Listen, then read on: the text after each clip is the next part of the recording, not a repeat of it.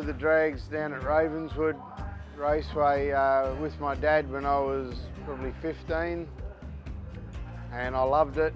So as soon as I turned 17, I was down there with my licence and running at Sunday street meetings in my Tirana. The first HQ I bought was a 4-door HQ with a 308 4-speed. I thought, look, you know, why don't I just build a proper drag car, you know? So I went to the wreckers and I found a HQ shell, and that was the original HQ.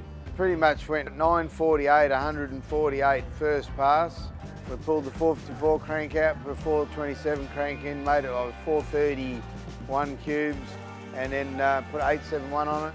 Big burnouts was the key, so we worked out that being blown, doing big burnouts, and doing wheel stands and going fast was the 4 keys to being successful, and people just loved it. We'd do wild burnouts. The car was all over the track and sideways through the finish line. And so then I sold the motor after going 719, and I went to America and bought a funny car engine off the world champion. The next meeting it went 687 at 209. We'd missed 200, we went straight to 210. Deno Brzezinski has put up $10,000 for the first person to run a 5-second pass, and let me tell you, both of these cars are capable of doing it. There was $10,000 up for the first 5-second pass, and we raced against Gary Phillips. We have never seen a 5-second pass from a door slammer in this country. Will it happen on this pass? We wait for the start. Advantage to Phillips on the start. He got the whole shot, and I drove around him and went 596, 242. 596, there it is, folks. And then that was the start. So from that was probably the greatest memory.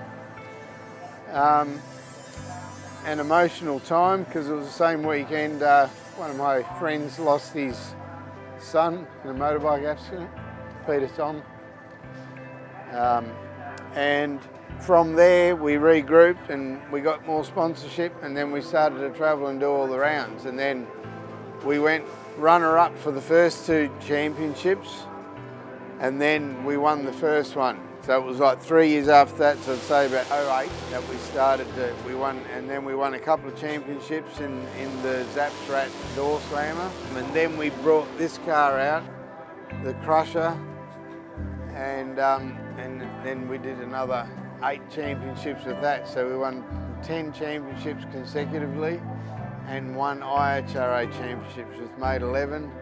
Our fan base is here, is Australian, and they love the shape of the car, and they're an iconic muscle car, which is highly sought after now. So, I mean, I keep thinking, you know, I should get one of them slippery 2021 Camaros, but my fan base is HQ muscle car, so GDS. So I've just got to stick with that now. There's no point changing. I changed once and went to a Pontiac funny car, and people come, oh, that was amazing.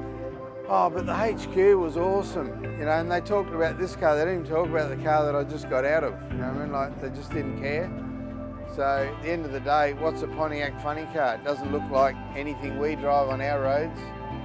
So yeah, HQ Monaros, and as we see what they're worth today, people love the muscle cars. You know?